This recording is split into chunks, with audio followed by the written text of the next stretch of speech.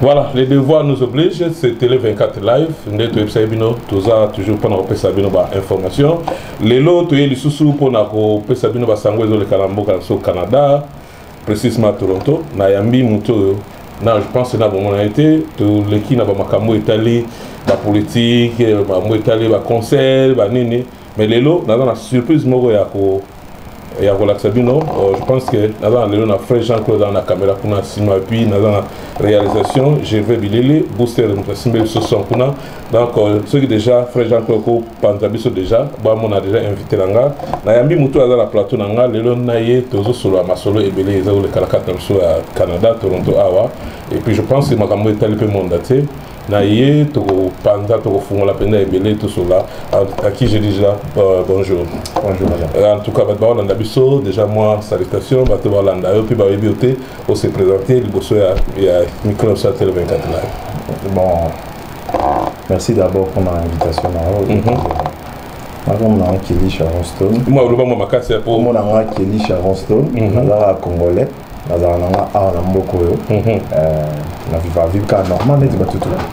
bon, on a bien sur le plateau parce que les autres,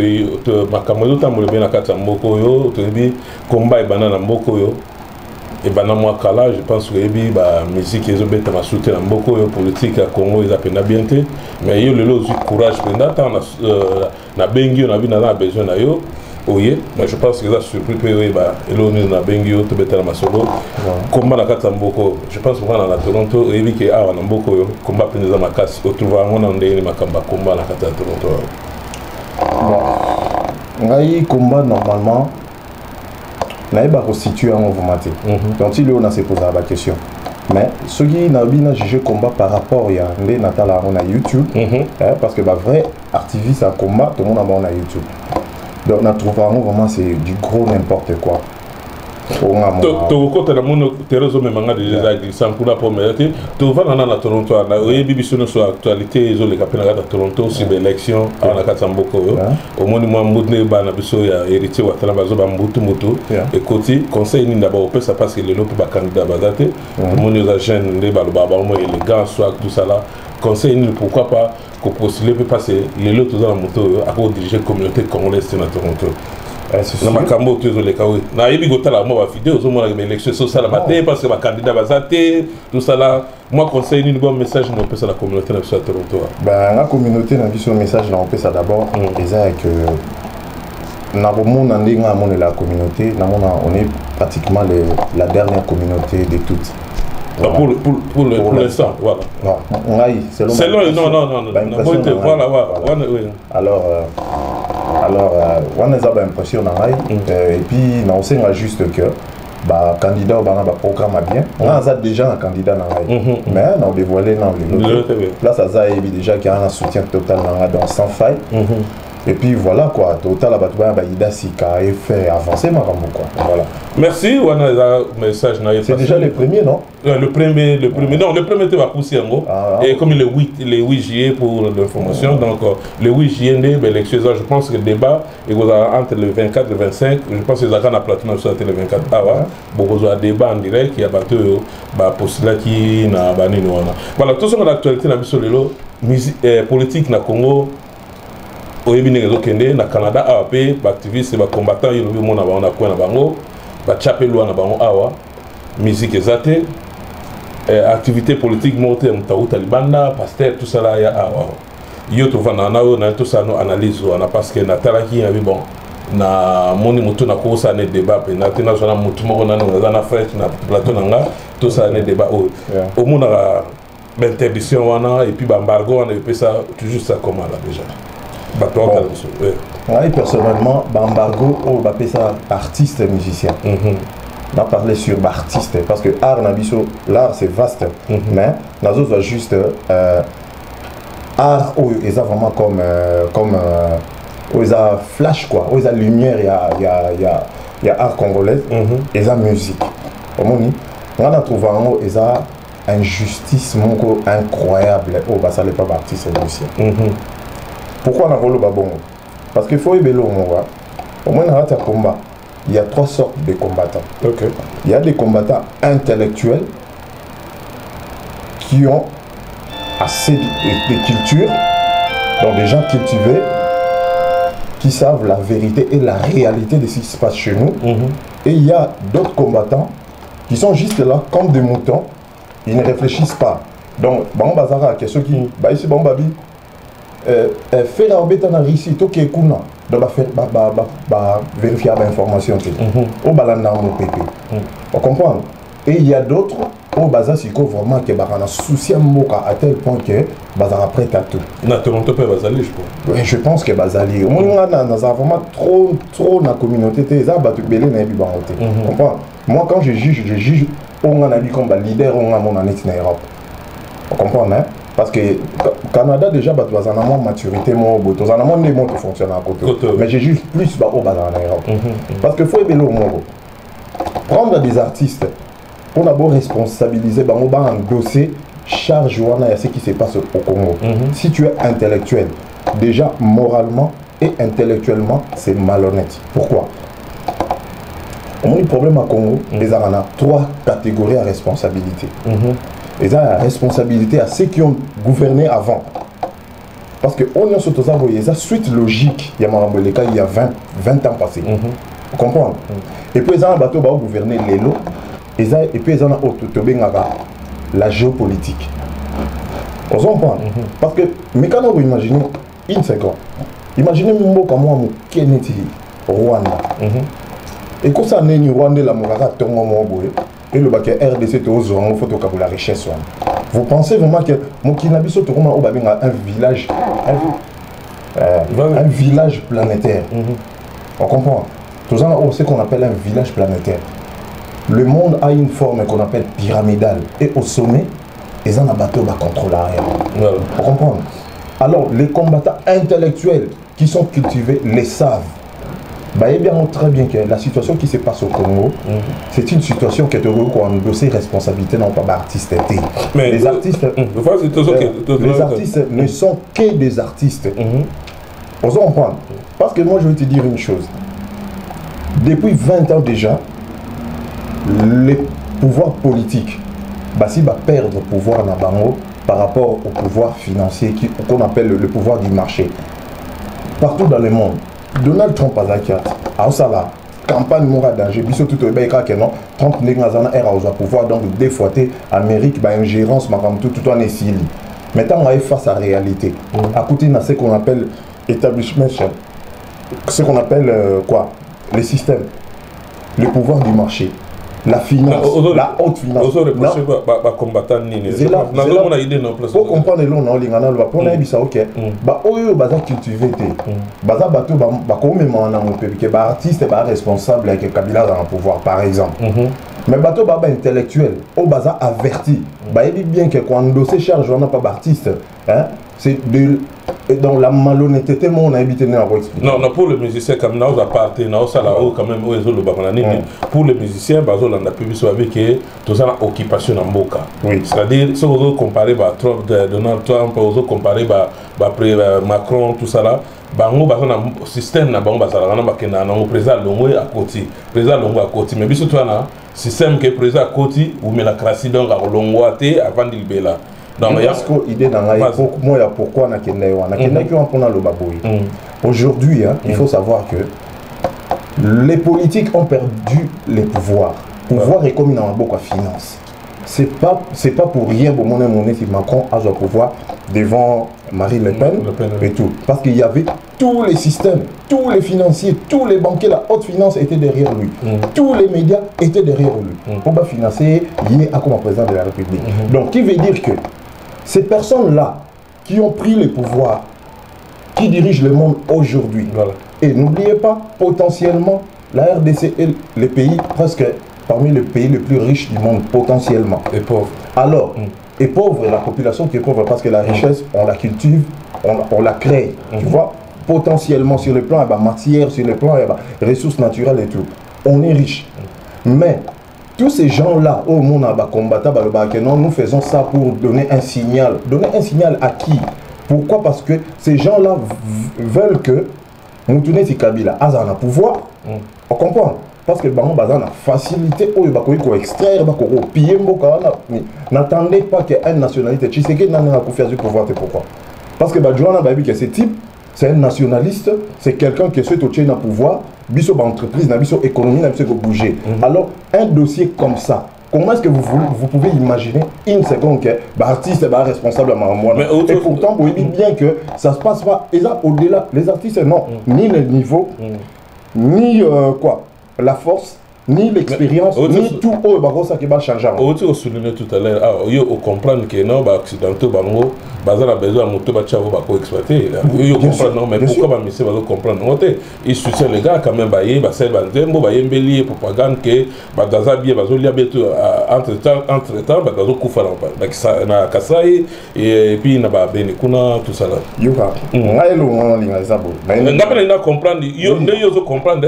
La ligne vous avez producteur, tout ça passe dans tout sauter moins rapide. Non, on a un simple citoyen congolais où on a soutenu la culture nabiso, la culture nabiso avec sa diversité. On n'a pas ce modèle de soutenir d'abord, mais c'est un niveau par mois quelque part. On a tenu compte de la production. On a une part par rapport à l'honnêteté.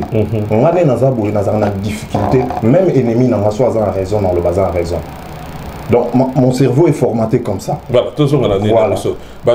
Entre-temps, on a une question, yo comprendre, vous comprendre que les Occidentaux, on a besoin de la CIMA, il y a donc dirigeant le président de africain pour ça. Yo comprendre, mais pourquoi les musiciens comprendre, on soutenir entre-temps. Oui, on a artistes et musiciens de bazar. Ça demande une certaine culture, ça demande un certain niveau. Vous comprenez? Dans mon combattant, par exemple, à la con, qui n'est pas même pas réfléchi. Au monde, bon exemple, Tikenja Fakolite, bon Bob Marley, bon Tupac. Mais attends, Tupac avait été blindé mentalement. Il était un monstre de la littérature. Biso artiste na biso ou t'en as millé d'abord. Ils ont quel niveau? Parce qu'il faut savoir une chose. Hein. Mais au fond, il va pas apprendre un peu d'artiste. Le message aux autres, c'est côté artiste et côté oui, oui, il faut comprendre la réalité. Il y a des intellectuels, c'est quelqu'un de très intelligent, d'averti, de formé et d'expérience. Donc, Bartis Samson de Bazana, parce qu'il faut savoir une chose. Les causes, ce sont des causes lointaines. Ça fait plus de 20, 50, 30 ans. Parce que moi, Mobutu a eu un pouvoir. Mobutu voulait asseoir son pouvoir. Pour asseoir son pouvoir, il fallait quoi? Il fallait d'abord appauvrir la population. Parce que nous ne demandons pas, vous comprenez? Et nous avons un pouvoir sur lui. Parce que la main qui donne a toujours été supérieure à celle qui reçoit. Bien sûr. Tu comprends? Parce que Mobutu, avec l'idée diabolique pour vendre sa maman bien, appauvrir, Mobutu a tué le travail. Il a détruit le travail. Or, lorsqu'on détruit le travail, on atteint directement la famille. Parce que le papa qui est censé aller travailler pour ramener quelque chose à la maison, vous comprenez? Le papa qui incarne l'autorité, parce que dans la vie, il y a le triangle il y a l'État, il y a l'éducation nationale, il y a la famille. On s'en prend. Pour comprendre pourquoi jeunesse n'a pas l'élo comme il y a routine de mon jeunesse et à l'élo. Papa n'est pas là. Tant la père de Moussala, directement, maman ou Azaki Nandaku, maman n'a comme qui kana Wenzi. Parce que maman n'a pas capitaine.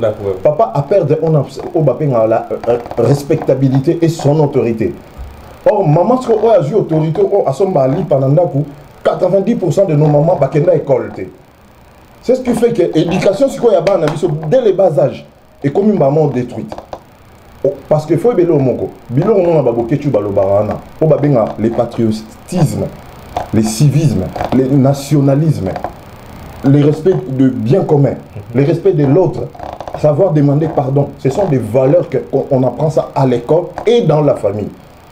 Alors lorsqu'on détruit tout ça, c'est normal tout comme on a bilo une belle femme du monde ne peut donner que ce qu'elle a. Donc l'artiste n'a pas surtout s'attendre à faire ça et loko bango bazate parce que bango de bazana d'abord victime il y a mauvaise gouvernance ou il y a quelques années. Mais bazo soutenir nangoso c'est ça le problème. Zana biso. Ngane moment on ngane na zabo. Tous on génération netu asika. Bango nyo sonde zana. Moi j'appelle ça la génération Fali Ferry qui tatina se. Neti ba jeune wana. Ba soutenir neti nini. Baza bango nyo so ba imbela na tout. Et puis il faut savoir une chose, même la Kofi on a na JB. Les locaux beaucoup le baké non Kofi il faut le baké lo comment mais nous connaissons la réalité de l'Afrique mon frère. Vous comprenez?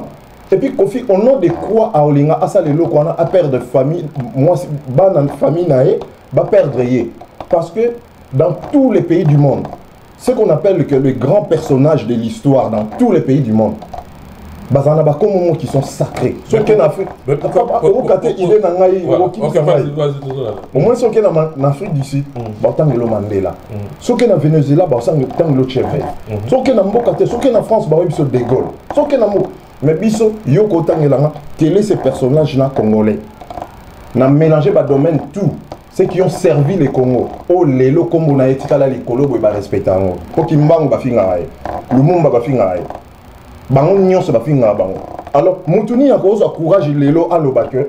Jeanne d'Arc va fêter chaque année en France comme si c'était hier, ils sont là.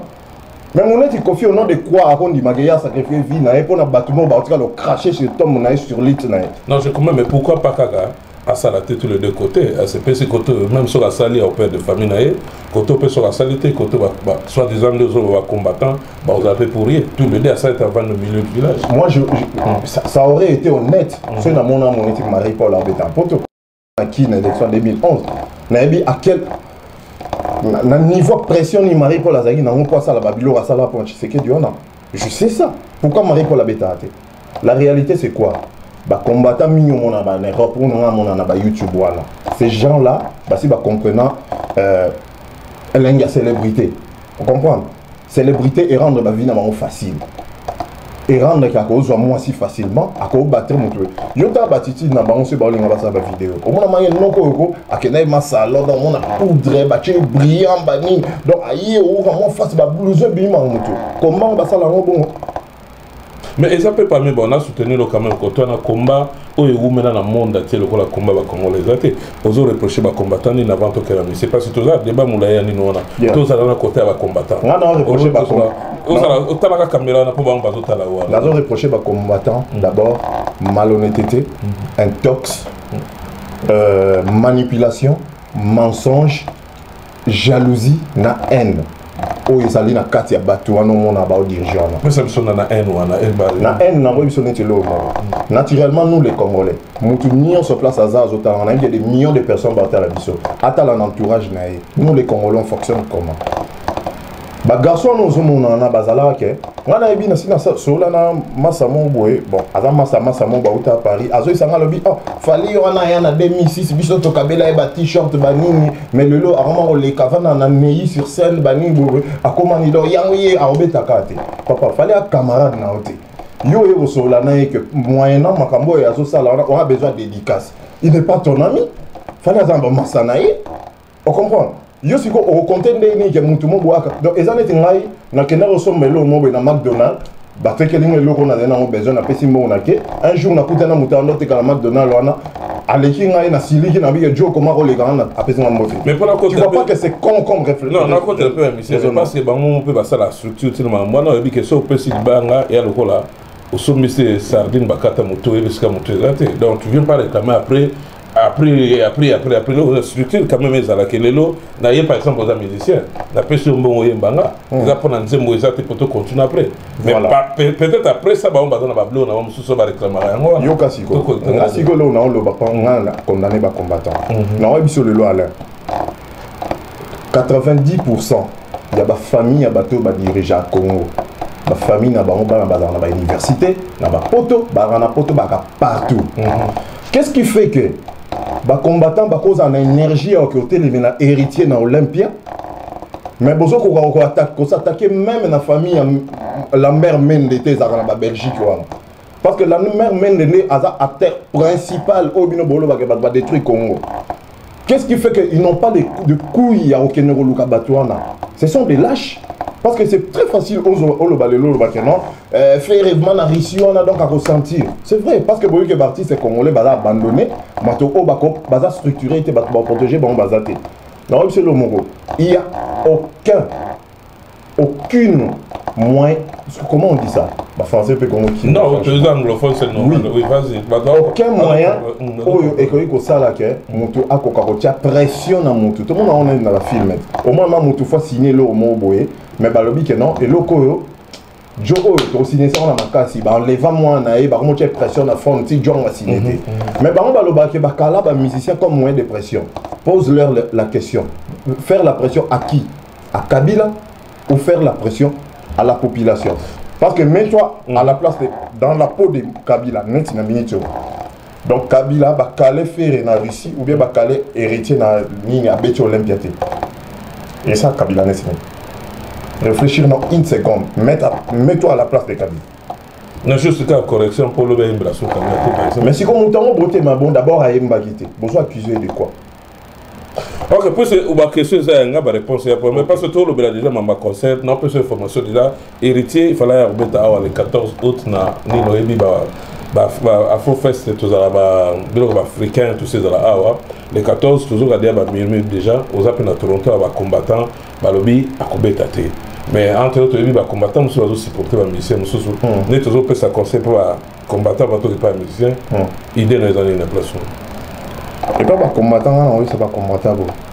Si vous soutenez quand même, c'est tout parce que dans mon tendance, il y a des concerts à faire les obéta. Non, oui, on a appelé comment fallait une fois. Là, on a fait aider d'un héritier. Ok, merci pour la correction. On a soutien à la culture, merci pour la correction. Comprendre. Oui, merci. On a posé des questions combattants et locaux.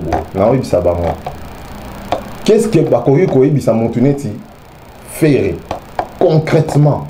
Il faut à ça nini pour Kabila le pouvoir. Concrètement, soit vraiment concret.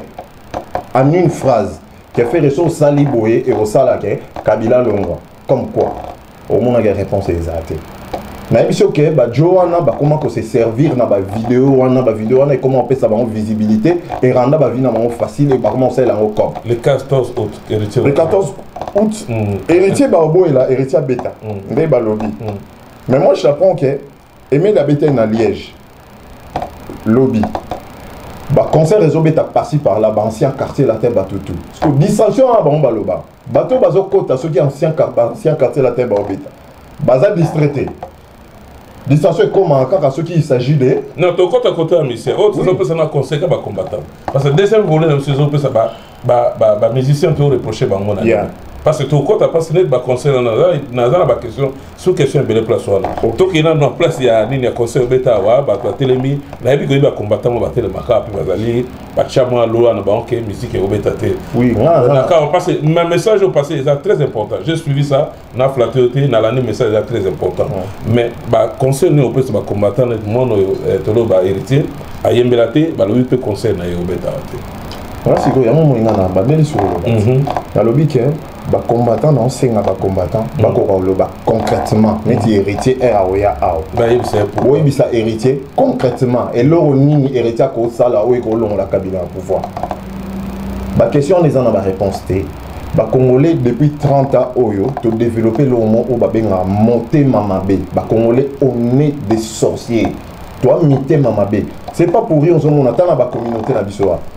Il n'y a rien qui marche. Batubana ba restaurant, batubana ba boîte de nuit, batubana ba business est belé. Yo monde osa osa la média non déjà. Combien de Congolais ba derrière yo ba soutenir yo. Biso ba Congolais toza, tolinga mutala ta pantalon toboka, on comprend. C'est ça qui fait que on a ba mission musu ba obeta en poto. On tourne le monde. À quel moment nous t'as permission obeta en poto? Il faut assis là non. Donc il fallait donc faut comme maman donc assis li soka bimisi nze mo mutayo quand on va sauter des droits de obeta en poto. À quel moment? Bon, imaginez, hein, imaginez net Léon de Tozabo. Ba wingi ba milliard de banda obet. Ba combattant ba tiki ba babet. On a distraction exacte. Donc comme on a distraction exacte, nous avons invité déjà parce que débat exemple na utile pour ça le débat ba combattant belé ndebino ba combat intelligent vous allez. Je vous invite na plateau na ngaya wa. na ben sa jeune ensuite pour garant encourager à ça débat na bino so posant argument ça sert à rien na se kufinga na tina moté benga biso tout ça la rendez-vous je pense na invité pour la deuxième fois bato ba monite ba propos ils ont dérangé bango ba combattant ba benga biso débat ezali awa to solo na so promettre to que côté ba musicien yo au lobby aux défendre la culture na biso quand même mais je pense que on a l'homme suppose reprocher mais c'est pas surtout ba on peut tout aller pendant que ba monsieur musu bazo betaté ba monsieur musu bazo beta ba se produire car même ba ville wana et puis ba musicien wana bato bazo boya ba beta ba collègue na ba beta na bango et puis on reprocher parce que on a ba musicien na reprocher bango d'abord et l'autre côté et tu sais pourquoi parce que on a vu et l'autre mot existe dans le monde partout dans le monde même biso au Canada les artistes ont ce qu'on appelle la liberté de créer la liberté d'entreprendre donc artiste c'est ceux qui azali à s'inspirer dans l'autre mot alors c'est l'autre on est en selon inspiration dans n'engaki mboka na bino ne ceux besoin na mboka où ils sont solides un état régalien où ils ont manqué ba loi ils ont établi bino ne boye ba ke où ils ont ba mers na biso niveau tête comme awati place tête tout ça la raboété boche ba limite boche ba garde-fou boche ma mutuana mais un artiste reste un artiste frère non c'est ça je dis on reprocher ba on est pas non reprocher ba on l'autre côté non ngala il faut reprocher ba on passe ba on ba ko sala commission moko boye pourquoi biso to beta ba biso ba beta te non ngala ba on va so encourager les combattants ba beta wana za ko reproche mais ngala lo nga ko ibisa na artiste artiste ba comprendre le mot bon moni ba ndo bo mona à Paris Bruxelles ba combattant ba sala ra désordre ba sala rana Mundela tika bango c'est parce que Mundela pe azana donc on senti awa est-ce que il y a des quartiers en France au mille à Kokasu même Kokotate il y a tellement la raka et tout on comprend ba artiste na biso ba koka ko s'organiser ba koka ko engager ba avocat de grands renommés on comprend ba chambongo Angers moi ba to mon ambassade ba vidéo na la plupart na bango bazana ba doc moi les lobby Mundela yeba ke Mundela tala toujours intérêt au mon ambassadeur français ba boma na ni kuna na Zaïre période mais période où on a tant que ba intérêt France les a sauvegardé ba ça la tout cas raciste faut indemniser la famille ba ko indemniser bango ba seulement tout makambo vandi parce que elle faut vivre économie en France faut tourner Mundela a intérêt que les bouquets tuer les batutu en mon arana les locaux c'est besoin organiser ba sentir que non té ba intérêt na biso économie dérangé ba ko kanga bango ba che bango na ba avion ba et puis les gens là ils sont tellement malins, il y a un moment que les artistes et musiciens, ils s'attaquent à mais ils s'attaquent à footballeurs. Merci au comprendre. Madame Mamouké, en tout cas, on a marqué pour saluer Sadam Bungema, Escazo Landabiso, sans oublier Kams Kabemba Kuna, Escazo Talapebiso, tout ça on a malé. Mais vu que c'est au Kitina Mamouké, entre Bisso, on est mamou à musicien, il y a musicien et Tinani. Parce que des fois, on a mal aimé tout le monde. Bon, je voilà ma musicien. Au moins, tu écoutes famille, tu vas combattre, non, écoutez famille, écoutez famille, bah combattant. Moi, j'ai un écoutez. Mais si on a beau, au moins, bilo musu batu bae baté. Les Congolais, baza un musu paniqué na maman parce qu'il bae ba pe ba droit na bande. Moi, on est dans le bas, je suis libre dans ma tête et dans mes pensées. Il y a le bas, maman dans le bas. La personne qui se sent. Parce que. Non, non, parce que l'argument est à faire. Partout au Canada, on a autant de communautés. Bah, propos, on a un gars qui est dans le bas. On a l'argument est à fondé. On a dans le bas. Selon moi, intelligence, on a mon kén dans le bas. Parce que ça sert à rien. Maintenant, on est dans le babou. Yo, oh yo, ni ya maman na yo. Ok, ya maman na bien sûr. Mais ma camo non tu loba. Argument ni nos en pour contredire maman na lobby. Non, c'est ça on appelle ça. Comprendre. On appelle ce message. Ça sert à rien au loba que au can et langa au sa ni. Donc na zone ina biso ke na ko zo mbongo motuté. J'ai mon travail, j'ai un très bon travail ici.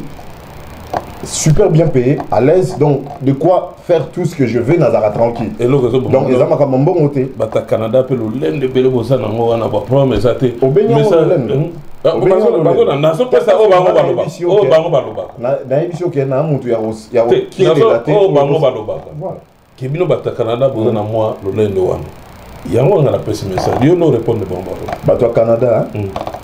le système a en désaccord et permet à bango qui ba formation, ba ça ba formation, ba zo ba boulot, ba se stabiliser, ba payer ba parler, ba ça ba million. bango par contre baza makambo mona esaka na YouTube wana moto mo baleka bando sala soki nini esali ba 100 000 vies manga mutu toujours wana biso na bango to ane monté américain na européen baza boule monté c'est normal yo na misa botola mo c'était ndenge yo mona na ma mission c'est la tout n'est que surtout sur la lembe c'est tout au matin il y a na qui sont na c'est Michel na botola mo cité pourquoi na sala effort na comme ça moi si fanatique là parce que parmi ba lo ba lobby musique beta te po botola ba basi ya on a vu ça que OK combat les ba combat ils allaient animer na ba intérêt personnel parce que monto ba botola moi si na ye yewa oui ba ser na biso ndo mo na ba aéroport ba ser na biso même en Canada même baloba te ba e ba que non ko ba combattants ce sont des humains moko incroyables quoi.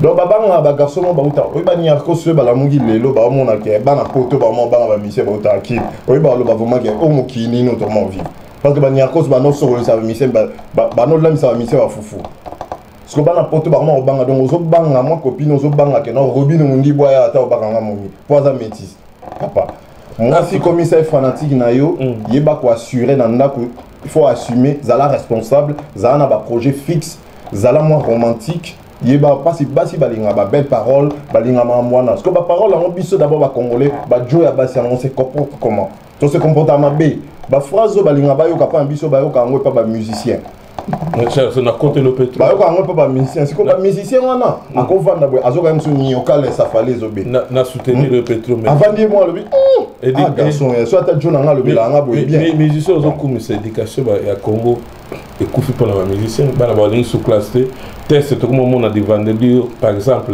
excusez nga werason na linga ko pe mingi lundi ti vendredi oyo kaka la samba test bana ba kena sous classe to landa ba panier ya sala na ba balabala ba tuna ba question diplômé d'état ba tuna ba question française ne bana ba za la bouche na bisoté OK na éducation de na otaki ko ebiso mais ozo soutenir kala artiste Naïb Sago que une belle femme du monde, la plus belle femme du monde ne peut donner que ce qu'elle a. Na posa que aux questions. Bah musiciens na bino bo s'attendre ba éduquer ba na biso. Bah outa d'abord na vie ils ont quelle éducation, ils ont quelle base. Parce que ça fait alors il pas au principe ba combattre ils ont ba combattre ba cause raison ils sont ignorants ti au monde na baloba makambwana. Notre éducation nationale a été détruite, ça fait autre que débat 30 ans pendant règne sa Mobutu. Lorsque tu ne payes pas des enseignants on s'attendre à moi na azala na eloni na mutuna merci na moni to za dernière partie mission mais pendant 2 minutes elo moni ki manga na yebisa que bien ba civisme ba valeur au monde ezana ba mboka de bana biso bazala on apprend ça à l'école et dans la famille la famille c'est l'autorité c'est les papas c'est lui qui donne qui dit que non, voilà ce que tu as payé loco, faut le barra merci. Papa a enseigné au bateau. Mais papa perd le pouvoir parce que socialement il est à terre. Azasu na bouloté. Maman o atangate, maman ta vraiment responsable en andako. Bana ba komi mal éduqué. Alors, o ils a juste des conséquences logiques il y a tous en maramoto vivre. Lelo. C'est normal. Ma kamebele za loba. Poto zo moi 2 minutes 40. O lobi pe ming ba artiste ke côté ba pasteur, pe ba mo pe baza parmi ba to bazui ba margo. La télévision bon limisanga na bike batalanda biso na télé 24 ba mo mususu tamusu na osala sineza malamu te passer la zone leka azo finga ya mama na yo banini ba passer pe ba côté na embargo bi ba boya te côté pour ba combattre les prochains on bien moi petit conseil là-dessus là quand on va passer d'abord dans le barrel au Moro au moins c'est qu'on appelle aliénation aliénation on est seulement par rapport à ce bateau bazar niveau culture assez bato baza formé te bato baza éduqué te bato ba cultivé te c'est normal muto avant d'abord ayebisao et loko mo benzambe fois pesao OK loko wana bakenela ngo classe pose wango c'est simple bato ba mo ndiba ba connerie wana ba passer ce sont des escrocs tu comprends ba famille divisée ba ndoki voilà c'est normal parce que base ndenge zana bato bana base te mentalement ngane na zabo pasteur a quoi ça n'importe quoi te na yebi part ko ça la part des choses na yebi part ya nzambe na yebi part ya ba fort na ngai on comprend deux ans bilo musu yo bisa na tinde to zabo par exemple to yo comme lunge poto font la ventilateur aux assurements que faut passer à sa prophétie non o yebi que sur telle émission a fini bouton na osala mo il y a des choses au ba yebi ça ba congolais parce que ba congolais moi quelqu'un à force avoir donc quand vous êtes dans la précarité on t'a comme à un niveau un musazo ko kanisa souté et puis ba pasteur wana ba bi faiblesse à ba congolais Vous comprenez? Il y a un moment où ça va prophétie, va voyage, il y a un belé. Est-ce que prophétie, ou ça prophétie à voyage, est-ce qu'il y a un sens vraiment? Il y a un sens, hein?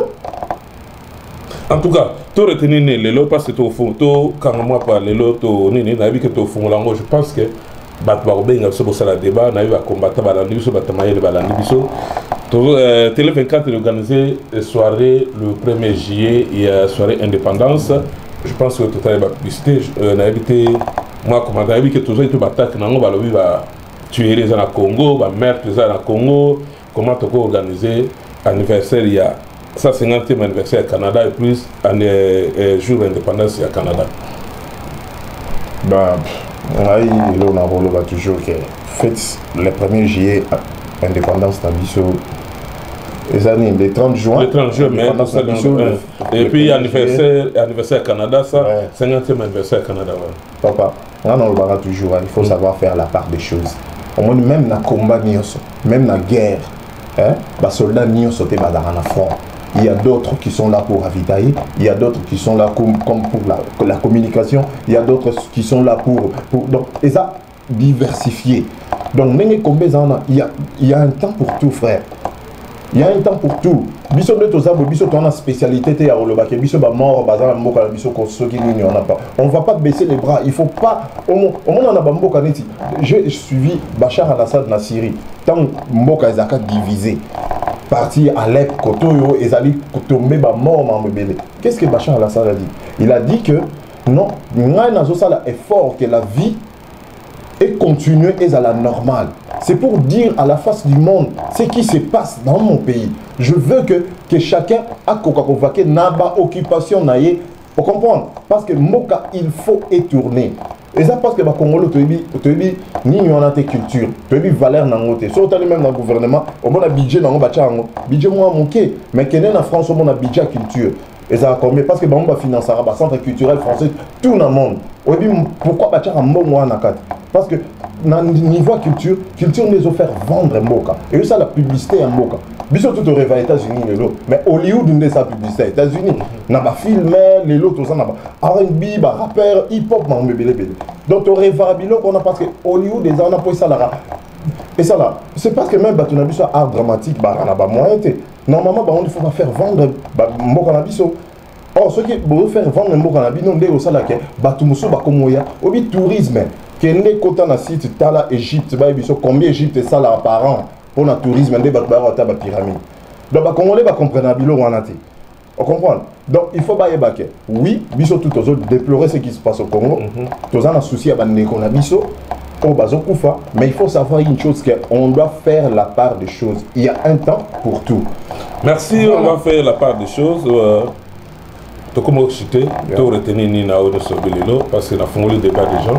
Tu retenir ni na de sur Bilelo puis aux soutenir musique à génération non, normalement non soutenir culture en général. Mais ce qui n'a bien qui n'a pas raison na bango au bango ba avancer ka qui mon tutel la sala boy mon tutel la sala boy na le baké non. La génération Fali Ferry qui tatina c'est ba jeune on a ni so au ngai na on a vraiment na reproché bango ne l'autre côté. Donc, moi, je suis héritier de l'Autobima Lobiawa, abeta concerné dans l'Olympia, où ils ont donc rêve naïe. Pour comprendre, mon taco est empêché était. Fali faut abeta le 22 juin, où ils ont concert naïe était, où ils ont concert il y a Warner. Pour comprendre, parce qu'il faut y aller au monde qu'il fallait abeta dans Warner parce qu'il a signé dans Warner. Donc, biso de tout ça, il faut comme on a millionnaire pe na mboka biso mais à politicien té. Quand on a domaine naïe, à ça la racomi pe millionnaire. Alors, bah, millionnaire, on ne faut pas parce que bango peut pas faire avancer l'économie na biso na ba projet na bango. Ba Magic System ba otonga ba hôpital na Congo. Ba otonga ba hôpital ndeni. Est-ce que na Côte d'Ivoire on a dictature za kuna te. Ba Magic System ba coopérer na président na. Mais mon faut belo mon que artiste mutu nyonso azala mon niveau na e o akokiko apporter soutien na combat.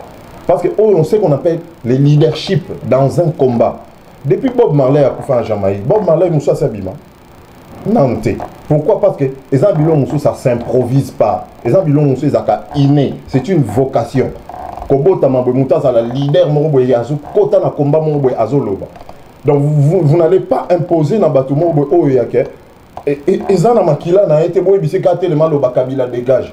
ngale on a eu loko Alain numéro na eza affiché wana je me porte garant na combattant nyonso eza la Europe eza au Canada na foute les billets s'il faut même dans le azwa business class dans foute les billets il y a business class aki ole kana chaîne mon akin aki ole ba ke kanambe ozali rwandais to lingyo su na mboko te o longwande batinda ngo bafali.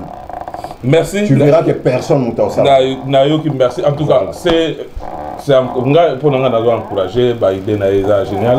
En tout cas, ESA va tout soutenir. Vous êtes bienvenue sur la télé 4. Je pense que si vous avez un dédicace, ou bien parce que tout comme dans la soupe, en tout cas, nous avons invité Bateau Bazar prêt. Sincère à je pense que à développer les canissinaïs, sur bateau tout le monde est hollandais, tout le monde est normal. Débat open net ouvert.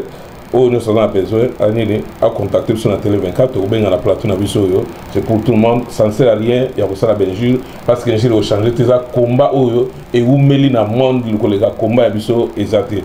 Au fond, on a sur le comment on a retenu là, tant que ça va finir de chaque carte dans le monde à oui, il y a solo. C'est bien ça, bien il faut pas battre tout. Voilà. Merci. Maintenant, le plus vieux combat du monde des Israël en Palestine, attention. Non, tu continues à groupe à tu continues à groupe à mais bango so babunda réellement. Il y a un moment à bango qui va s'exploser par bateau. Mon éthique au dombo ako qui va s'exploser. Il va ça France 24 à tes pauvres men dans les cannes. Jamais au salangwa et bail loko. Donc on a bien un chembo manger. Donc on va baboké ba odon bani na chemo tia foutre les billets aki olo ba ke kanambe oza rwandais dégage les chaîne monaki. Merci beaucoup à tout le monde dédicace comme une réalisation beaucoup na fait Jean-Claude Sapsosi moi monde de la fin nayo na moi dédicace na comme ça tout clôturer la mission. Voilà donc monde de la fin na les soutien na ba massa tout ba congolais nyonso partout place bazali ba kene au soutenir artiste na biso ou ba sala ba boulot na bango fallait aller le 22 juin à la Cigale. On a donc mercredi soir déjà ngai Prince Tukuzu master States Mao Yogo master belé donc aux alana de na Panam déjà donc soit go point l'icône de point maramoto au point aux alana et le moment qu'on a combattre ça qu'on a fait ça peut-être même dis moi le bon comprendre personne peut te mettre là la si vous t'es pas masana Saddam masana moi en Toronto là t'as bien fort Saddam n'a pas sur moté champion Chala BMX6 ya n'a pas sur moté ya blouson en afo sur là on le premier et ça bien fort n'a pas sur moté pas honorable Prince Tukuzu Eric Ndondoboni Bijou Ikulu yo ebiaya Chipo Congolo trésor qu'ici ça je salue toute la famille au Coco Solange au Coco Pessi Mimi Jax maman Axel donc bah tout quoi. Donc, les gars, billets, vraiment, j'insiste, quoi. Surtout Yuri, ou boxeur, on a mon dernièrement, il n'y a pas ce 2 mois, il y a qui n'a que le Kabila, à qui au PC, ce qui va cadeau, c'est Maramnini, va boyer les kuna, allez, à Zongi, n'a pas comme combattant, pour un héritier, manque qui respect, on est héritier, à ce qui, moi, si n'a pas obligé à respecter, ou ce qu'il fallait boire à arrêter. Fallait boire à arrêter, boire au nez, boire à camarade de l'autre, boire dans le English. Si je comprends, là, on va compte à rendre. Na émission que ça va compte à rendre, donc, bah, tu fais pas en amont, jijote, na moutou na bango. Culture na biso, koku faté pour la intérêt à batouana. Merci. En tout cas, monsieur, vous avez bienvenue. Merci. Na invitation, ou répondre à l'invitation. En tout cas, ça a plaisir à trop. Message de l'équipe, Bato Baolanda Biso, Ezalaki, Alekindeki. Et puis, la caméra, qu'on a fait Jean-Claude Mongita, Moutassimi Bilili Kuna, la réalisation GV Bilili, Baluslev Bilili Wana. Merci, na Bato Baolanda Biso, Ezali Bongo, Télé 24 Live, Canada, Toronto. Merci.